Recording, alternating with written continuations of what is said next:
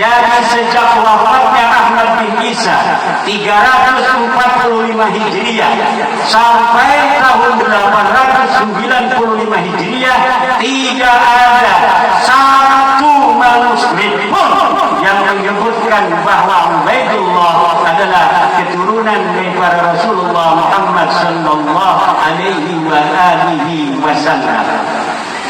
Maka secara ilmiah nasab-nasab mereka ini adalah nasab yang munqati', nasab yang terputus, bisa dikatakan nasabun maudhu'un, bisa disebut nasabun dhaifun jiddan, bisa juga disebut nasabun batilun ghairu sahih. Sangat sulit secara ilmiah untuk dikatakan bahwa mereka adalah merupakan dzurriyyah daripada Rasulullah Muhammad sallallahu alaihi wasallam.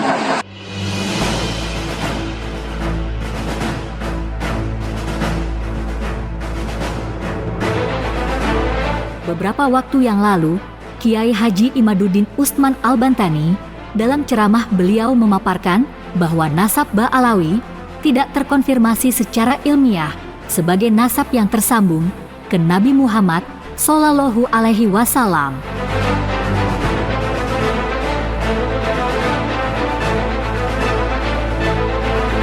Ceramah beliau berdasar pada tesis yang beliau tulis dalam sebuah buku berjudul Menakar Kesohihan Nasab Habib di Indonesia, sebuah penelitian ilmiah yang diterbitkan oleh Maktabah Nahdlatul Ulum Banten pada tahun 2022.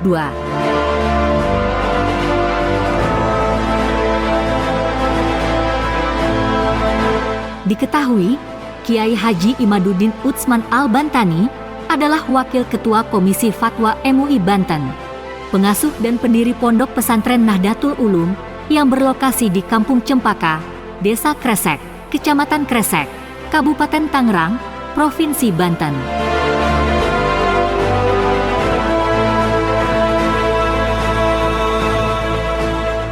Kenapa saya sampai berbuntang-buntang meneliti?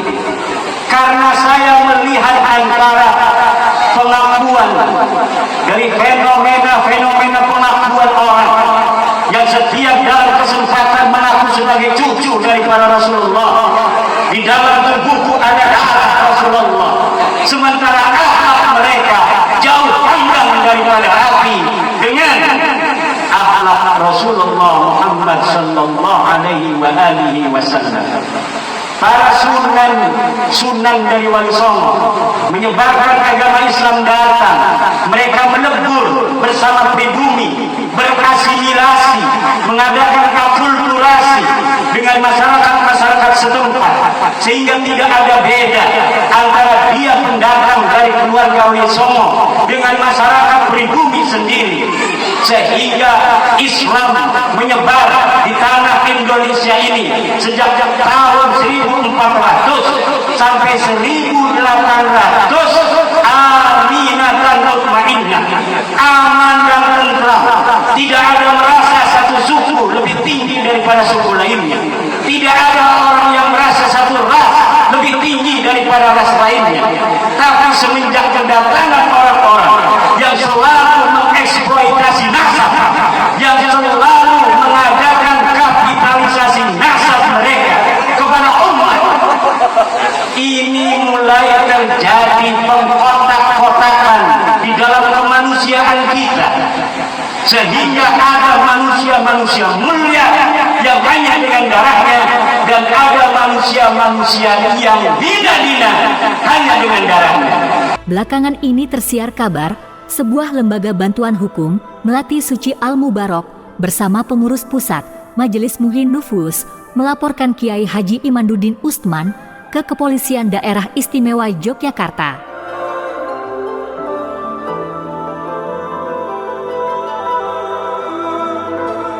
Laporan itu sebagai buntut dari ceramah, tulisan dan opini yang disampaikan Kiai Haji Imaduddin Utsman Al-Bantani ke khalayak ramai terkait dengan keabsahan nasab para habib di Indonesia yang mayoritas belum terbukti secara ilmiah memiliki jalur darah ke Rasulullah Shallallahu Alaihi Wasallam.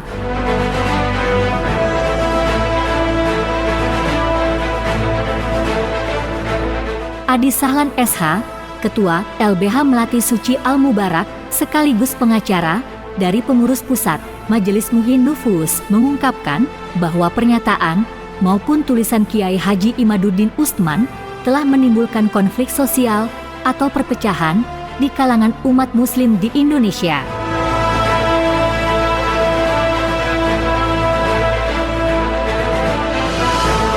Adi Sahlan SH mengatakan bahwa akar persoalan dari pelaporan dirinya ke kepolisian terhadap Kiai Imaduddin Utsman adalah terkait buku beliau yang berjudul Menakar Kesahihan Nasab Habib di Indonesia.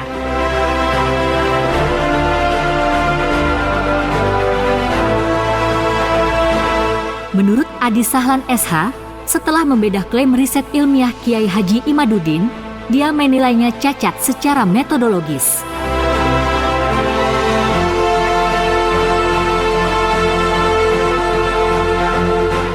Allah telah menghilangkan dari kalian, wahai umat Islam, ubayyah al-jahiliyah, sifat-sifat jahiliyah yang menyebarkan bahwa ayah yang mulia adalah orang-orang yang harus dimuliakan. Ayah yang hina, keturunannya adalah harus menjadi orang-orang yang hina. Ini adalah ubayyah al-jahiliyah yang tidak boleh diterima oleh para santri dan harus dilawan. Kenapa? Selain bertentangan dengan agama Islam, juga bertentangan dengan sila-sila Pancasila, terutama sila kedua, kemanusiaan yang adil dan beradab. Hasil penelitian yang dilakukan Kiai Haji Imaduddin Utsman dinilai sangat jauh dari sisi etika penelitian serta sisi metodologi penelitian ilmiah yang dianggap sangat lemah.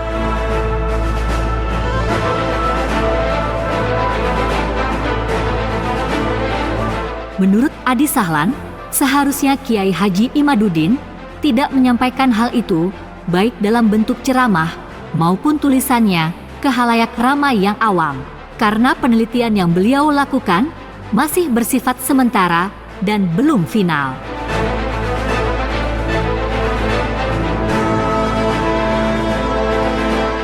Suatu masa, suatu ketika, Islam ini akan ditinggalkan masyarakat-masyarakat modern, masyarakat-masyarakat yang anti feodalisme, masyarakat-masyarakat yang anti akan kemuliaan dilihat dari sisi nasab, kemuliaan dilihat dari sisi darah yang tidak sesuai dengan ajaran agama Islam itu sendiri. Yang paling menarik dari fenomena itu adalah ketika orang-orang yang dikapitalisasi, orang-orang yang diperbudak ini, bukannya dia membantu orang yang memberikan tahu, memberikan sebuah pencerahan terhadap bahwa ada perbudakan di situ, malah mereka nyerang orang yang memberikan pencerahan itu dengan alasan tidak cinta kepada durian Nabi. Adi Sahlan berpandangan bahwa ceramah Kiai Haji Imaduddin dinilai provokatif. Pernyataan dari Kiai Haji Imaduddin Utsman yang dianggap masih sangat jauh dari kesimpulan ilmiah tersebut dinilai hanya menimbulkan kegaduhan dan salah persepsi dari masyarakat umum, khususnya kalangan umat muslim di Indonesia.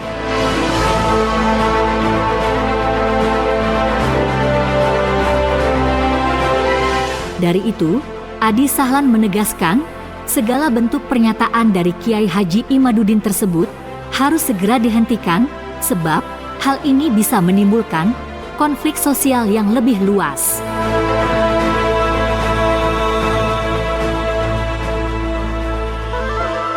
Keturunannya tidak bisa disebut ahli baitnya Rasulullah. Wa kullu fadilatin waradat fi fadilati ahli bait Rasulillah raja'a ilaihim la ila dzurriyyatihim. Setiap ada hadis tentang fadilah ahli bait itu kembali kepada mereka, ahli bait zamannya tidak ada satu dalil pun yang menyatakan bahwa hadis-hadis itu untuk keturunannya yang ada hari ini. Dan saya siap berdebat live seluruh dunia dengan siapa saja untuk mempertanggungjawabkan kalimat saya bahwa tidak ada satu dalil hadis pun yang mewajibkan manusia untuk menghormati, mencintai keturunan Rasulullah. Tidak ada. Yang ada adalah wajib kita memuliakan ulama. Hadisnya banyak, ribuan hadis. Ceramah Kiai Haji Imaduddin yang dinilai provokatif oleh sebab pernyataan-pernyataan beliau yang dinilai meresahkan masyarakat, bahkan diduga menjadi ujaran kebencian, maka pihaknya bersama pengurus pusat Majelis Muhin Nufus di bawah Ketua Ahmadi SPDI dan Sekretaris M. Seno Aji Wijaya Putra SPSI bersama Jamaah Majelis Muhin Nufus yang berlokasi di Yogyakarta melaporkan Kiai Haji Imaduddin Utsman ke Polda Yogyakarta dengan nomor LPB 357MV 2023 tes PKT Polda DI Yogyakarta.